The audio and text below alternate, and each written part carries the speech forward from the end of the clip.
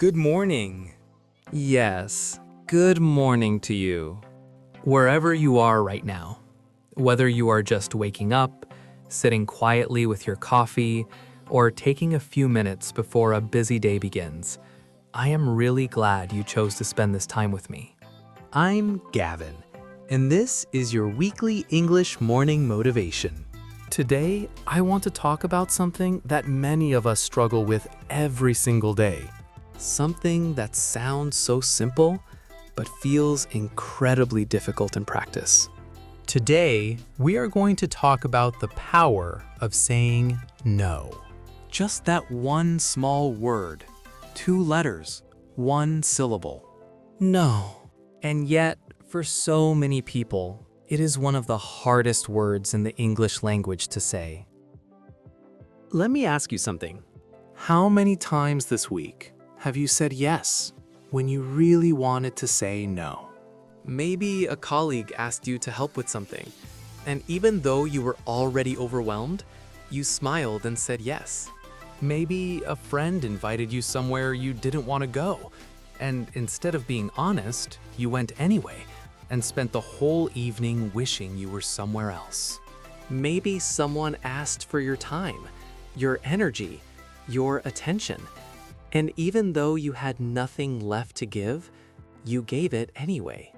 If any of that sounds familiar, you are not alone. Most of us were taught from a very young age that saying yes is kind, that saying yes means you are helpful, generous, and good, and that saying no means you are selfish. But today, I want to challenge that idea, because I believe with my whole heart that learning to say no is one of the most generous, most loving, most important things you can do for yourself and for the people around you. There is a concept in psychology called the disease to please. It describes people who say yes to everything, not because they want to, but because they are afraid. Afraid of what? Afraid of disappointing others, afraid of being seen as selfish or unkind, afraid of conflict, afraid of losing relationships or opportunities. And so they keep saying yes to everything, to everyone.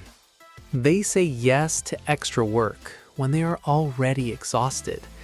They say yes to social events when they desperately need rest. They say yes to other people's dreams and plans, while slowly abandoning their own. And over time, something happens. They become tired, deeply, bone tired, not just physically, but emotionally, spiritually. They start to feel resentful, angry, without quite knowing why. They feel like they are always giving and never receiving, always running, but never arriving anywhere. And the saddest part? The people they were trying so hard to please often don't even notice. I want to tell you about a woman named Sarah. Sarah was a teacher. She was kind, dedicated, and incredibly hardworking. Everyone loved Sarah. Her students loved her colleagues loved her family loved her. And because everyone loved her, everyone wanted a piece of her. Her principal asked her to run extra after-school programs. She said yes. Her colleagues asked her to cover their classes when they were absent. She said yes. Her family asked her to organize every holiday, every birthday, every gathering. She said yes. Her friends asked her to listen to their problems late into the night, even when she had to be up early the next morning. She said yes. Sarah said yes to everything because she loved the people in her life, because she didn't want to let anyone down, because saying no felt selfish. But one morning, Sarah woke up and couldn't get out of bed, not because she was sick, but because she had nothing left. Her body was fine, but her spirit was empty. Completely, utterly empty. Her doctor called it burnout, Sarah called it her breaking point. And lying there in bed that morning, exhausted and hollow, Sarah made a decision. She decided to learn how to say no. It wasn't easy. The first few times she said no, she felt terrible, guilty, selfish, like she was letting everyone down. But something interesting happened. The world didn't end. Her colleagues found other solutions. Her family managed without her organizing everything. Her friends were fine. And slowly, as Sarah started saying no to the things that drained her, she had more energy for the things that truly mattered. She started sleeping properly. She started enjoying her teaching again. She started having real conversations with her friends, not out of obligation, but out of genuine desire. She started living. And here is the beautiful, unexpected thing that Sarah discovered. When you say no to the wrong things, you create space for the right things. So, how do we learn to say no? Because I know, knowing you should say no and actually saying it are two very different things. Let me share with you 3 powerful shifts that can help. Shift number 1. Understand that no is a complete sentence. You do not owe anyone an explanation for your boundaries. You do not need to justify, defend, or apologize for protecting your time and energy. No is enough. Now, this doesn't mean you should be rude or cold. You can say no with warmth. You can say no with kindness. But you do not need to over-explain or make excuses. Instead of a long explanation, I appreciate you thinking of me, but I'm not able to do that right now. That is enough. Simple, kind, clear. Shift number 2. Remember that every yes has a hidden cost. When you say yes to one thing, you are automatically saying no to something else. When you say yes to working late, you are saying no to rest. When you say yes to an event you don't want to attend, you are saying no to an evening of peace and recovery. When you say yes to helping someone with something that is not your responsibility, you are saying no to your own priorities. Every choice has a cost, and every yes is a no to something else. So before you say yes automatically, pause. Ask yourself, What am I actually saying no to if I say yes to this? Shift number 3. See saying no as an act of love, not selfishness. This one changed everything for me. When you say no to things that drain you, you preserve your energy for the things and people that truly deserve it. When you say no to a commitment you can't genuinely fulfill, you are being honest, and honesty is a form of respect. When you protect your boundaries, you model healthy behavior for the people around you. You show your children, your friends, your colleagues, that it is okay to have limits, that self-respect is not selfishness. An empty cup cannot fill another cup. You cannot pour from emptiness. You cannot give what you do not have. Saying no is how you refill your cup, so that when you do give, you give fully, freely, and with joy. Now, I want to speak directly to those of you who are learning English. Learning to say no in your own language is hard enough. Doing it in a second language, in English, can feel even more difficult. Maybe you worry that your no will sound rude because you don't know the right words. Maybe you say yes to things in English because it feels easier than trying to explain yourself. So let me give you some gentle, natural ways to say no in English.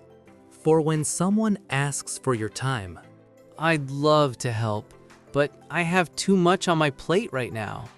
For when you need to decline an invitation. That sounds wonderful, but I won't be able to make it this time. For when you need more time to decide. Let me think about it and get back to you. For when you simply cannot do something. I appreciate you asking, but I'm going to have to pass on this one. These phrases are polite, natural, and clear. Practice them.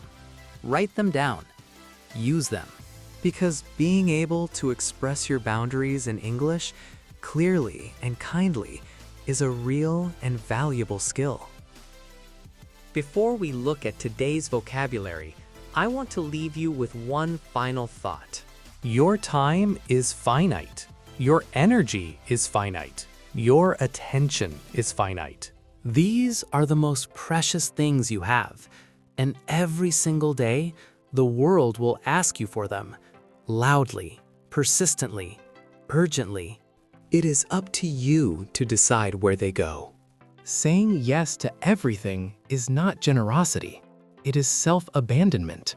Real generosity comes from a full heart, from a rested mind, from a person who has taken care of themselves well enough to genuinely take care of others. So say yes when you mean it, with your whole heart and full presence. And no, clearly, kindly, without guilt, when you need to. Your future self will thank you. Now let's look at today's key vocabulary. Overwhelmed. To feel overwhelmed means to feel buried under too much. Too much work, too much emotion, too much responsibility. For example, even though she was already overwhelmed, she said yes again. Resentful. To feel resentful means to feel bitter or angry because you feel you have been treated unfairly. For example, after years of saying yes to everything, she started to feel resentful without knowing why. Burnout. Burnout is a state of complete mental and physical exhaustion caused by prolonged stress. For example, her doctor said it was burnout. She had given everything and had nothing left. Obligation. An obligation is something you feel you must do, often because of social pressure or duty. For example, she was finally spending time with friends out of genuine desire, not obligation. Boundary. A boundary is a personal limit, something that defines what you are and are not willing to accept or do. For example, when you protect your boundaries, you model healthy behavior for the people around you. Your time and energy are finite. Choose carefully where they go. Self-abandonment. Self-abandonment means neglecting your own needs, values, and well-being in order to please others. For example, saying yes to everything is not generosity. It is self-abandonment. We have reached the end of today's episode. And I hope somewhere in these past 15 minutes, something shifted for you, even just a little. I hope you heard that saying no is not a failure. It is not coldness. It is not selfishness. It is wisdom. It is courage. It is love for yourself and for the people who deserve the best of you. You are allowed to protect your time. You are allowed to protect your energy. You are allowed to say no, clearly, kindly, without guilt, and still be a good person, a loving person, a generous person. In fact, you will be a better one. Thank you so much for being here this morning. If today's episode spoke to you, please give it a like, share it with someone who needs to hear this today, and subscribe to the channel so we never miss a morning together. I'm Gavin. Yes to what matters. Say no to what doesn't. And I will see you next week.